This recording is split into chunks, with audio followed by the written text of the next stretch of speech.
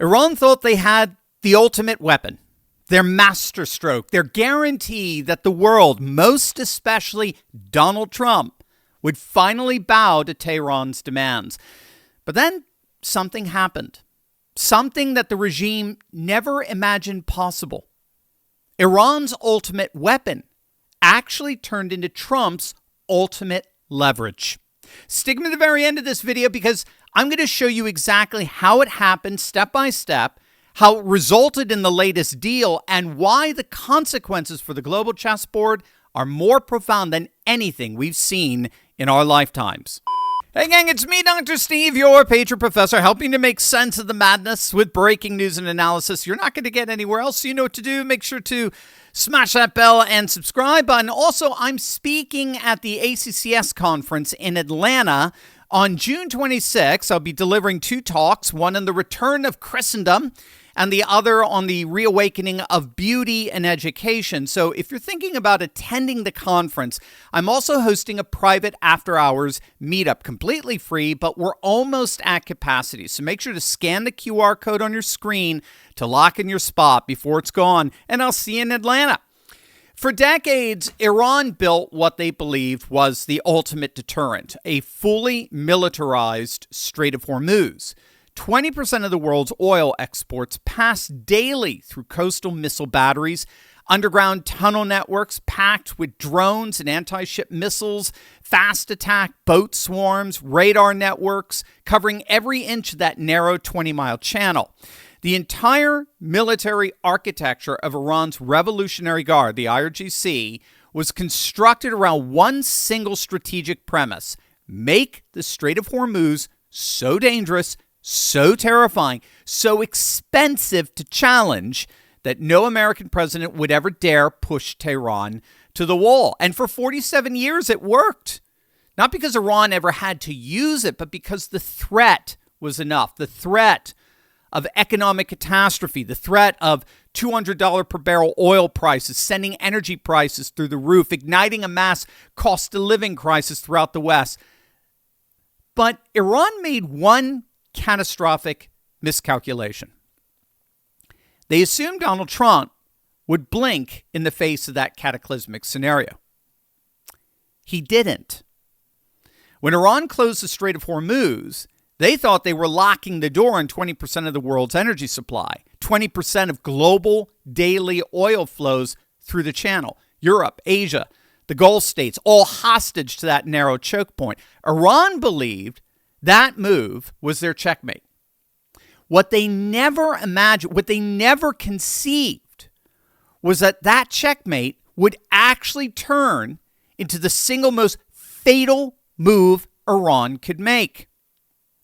As it turns out, Trump was actually waiting for Iran to make that move, because then U.S. forces could lock Iran in their vice grip. What Iran never anticipated was the American counter-blockade. The moment Iran shut Hormuz, the United States Navy didn't retreat. It counterattacked economically. Project Freedom was launched, a sustained U.S. naval and air operation that shepherded over 125 million barrels of oil through the strait right under Iran's nose. Iran's Mosquito fleet, its fast attack boats, its coastal batteries, they couldn't stop a single U.S. escorted vessel. Not one, zero. Meanwhile, U.S. forces simultaneously blockaded Iran's own ports, cutting Tehran completely off from its ability to export its own oil. So Iran closed the strait to starve the world of energy, but Trump's counter-blockade turned that move against them like a jiu-jitsu reversal. Iran was the one being starved. Iran was the one. It was the U.S. forces' version of basically a rear naked choke. Iran jumped on America's back thinking it had control, and Trump locked in the chokehold from underneath, and Iran basically had to tap out. Iran's blockade cost them an estimated $500 million per day in lost oil revenue every single day, while the United States was running oil through the strait under their noses and forcing at the same time more nations than ever before to buy American energy. While all that was going on, Iran was hemorrhaging $500 million per day, day after day after day. Their central bank was in free fall. Their frozen assets were locked. Gulf states were refusing to backstop them. Even China, Iran's longtime economic lifeline, their chief financier, even China, ended up abandoning them as the war dragged on. The economic walls were closing in from every direction simultaneously. The math was brutal, and it was inexorable. The longer Iran kept Hormuz closed, the more Iran was destroying itself. That was the genius of Trump's counter-blockade strategy. It flipped the weapon. Iran had built Hormuz to be a weapon against the world. Trump turned it into a weapon against Iran. And so Iran caved. They had to.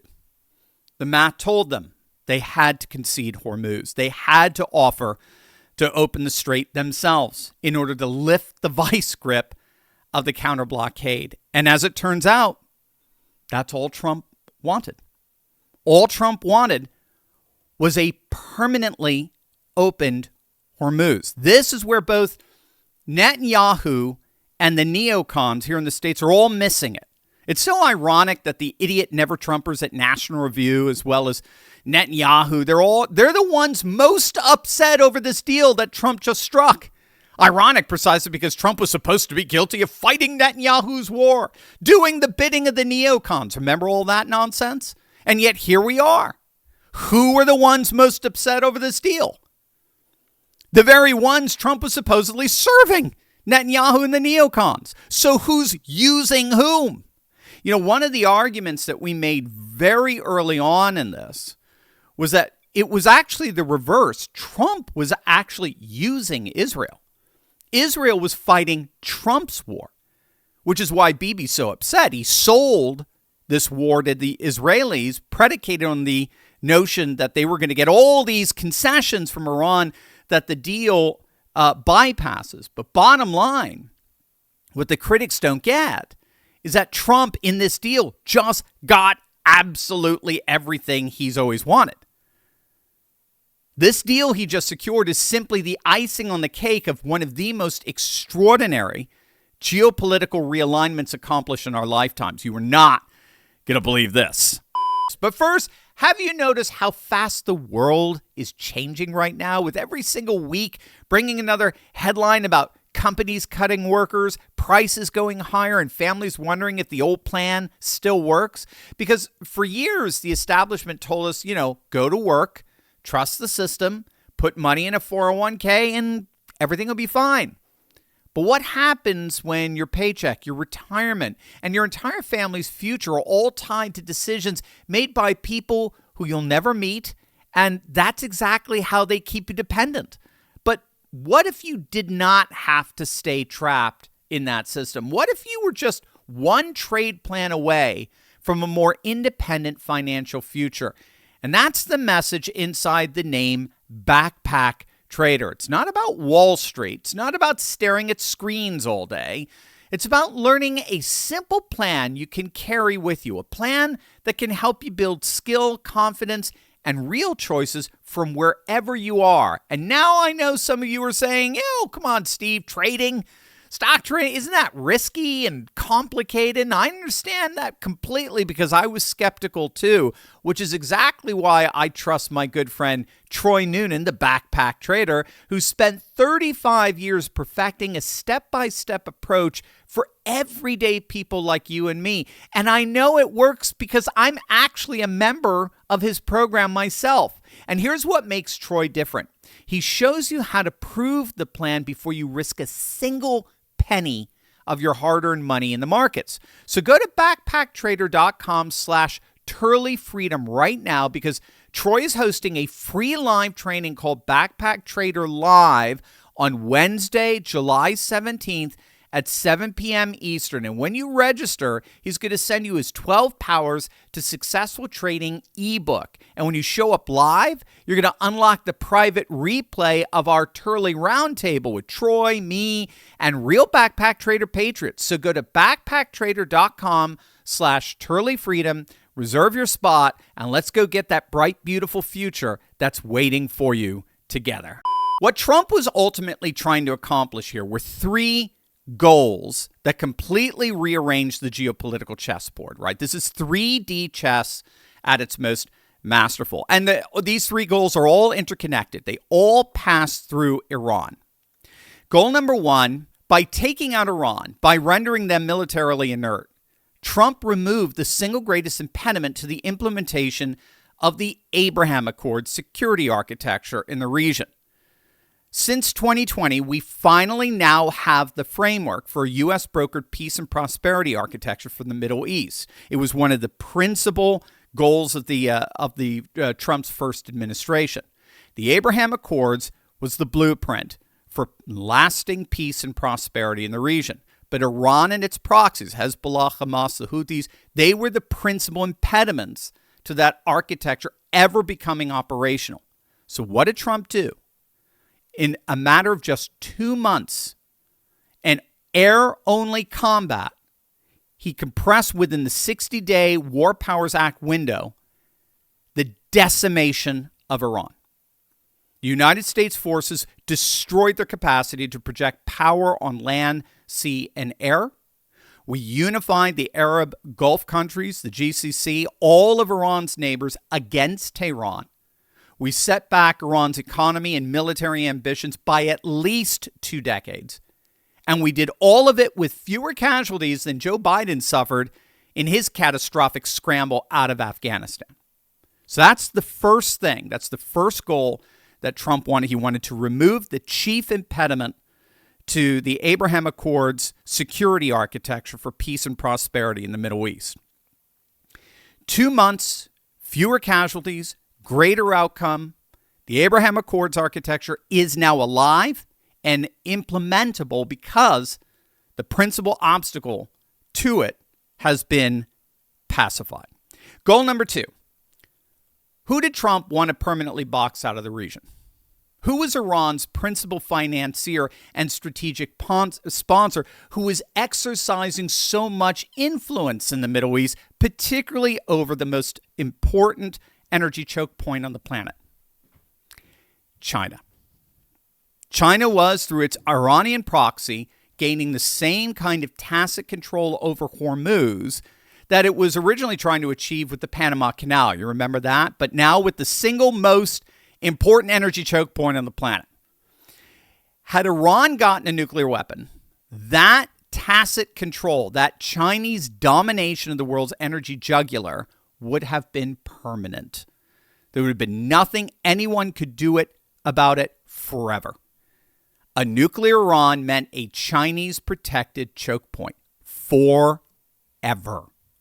But now it's the United States in the Abraham Accords alliance that polices the strait. With this agreement in place, Iran has surrendered Hormuz. The strait that was always there to bend nations to Iran's will is now permanently open under America's terms, governed by the Abraham Accords architecture. And China's being permanently boxed out of the region. So by taking out Iran, the United States was able to take out the number one impediment to the Abraham Accords architecture for peace and prosperity, and the number one means by which, the instrument through which China was exercising tacit control over the single most important energy choke point on the planet. Goal number 3, and here is the real victory. Here's what will be written about in the history book. This is what the American people are going to ultimately judge the success of this operation on. This conflict permanently reshuffled global energy geopolitics permanently in America's favor. OPEC's decades-long stranglehold on world energy supply has been broken. It has been shattered. And the United States has emerged for the first time in history, even predating the 1973 oil embargo, as the world's largest oil and gas exporter, bar none. Not second, not third, number one. An average index fund of U.S.-based global oil companies is up nearly 70% in the past 12 months, with nearly all of those gains accruing after the Iran conflict began. That's the market validation that no political critic, no legacy media pundit, no doomster podcaster can override. Markets don't lie. Markets don't have a political agenda. Markets are the scoreboard, and the scoreboard says America won hands down. Now, the final piece of the puzzle here was Trump securing a fully reopened Hormuz, and here's the key: that will never be closed again. That's so key because remember, oil futures are just that. They're price fluctuations based on what investors predict will happen with oil in the future. What Trump has just done is he's secured a fully open Hormuz, and here's the key: permanently. Under the terms of the deal, Iran will never threaten Hormuz again. This is the trap they stepped in. Iran will never threaten Hormuz again. If they do, American forces will simply reapply the vice grip blockade. That's the trap. And it's a permanent one. Now, from this point forward, everything else will get negotiated. The uranium, the missile stockpiles, the funding of the Houthis and so on, and the Hamas and their surrogates, all of that is going to get negotiated. And Trump's particular knack of using carrots and sticks, he's going to get everything he wants. That's going to happen precisely because Trump has already secured everything he ultimately wanted. So if he got what he ultimately wanted, then all of these penultimate goals are baked into the cake. Establishing peace and prosperity in the Middle East through a pro-American Abraham Accords architecture. Done. Boxing out China permanently from the region. Done. Recalibrating the world's energy supply around the centrality of the United States, making America the number one oil and gas exporter on the planet for the foreseeable future. Done. All of it achieved in literally 60 days. No ground troops, just air power, naval blockade, and the credibility of a president who means what he says. Not the 8-year Iraq war that National Review cheered for 8 years. Not the 20-year Afghanistan war that neocons cheered for, the longest war in American history, which produced zero structural benefits for the nation. 60 days. And the world has been permanently rearranged in America's favor. This is making America great again in ways we never even imagined. The golden age is not coming. The golden age is already here. And it's just getting started.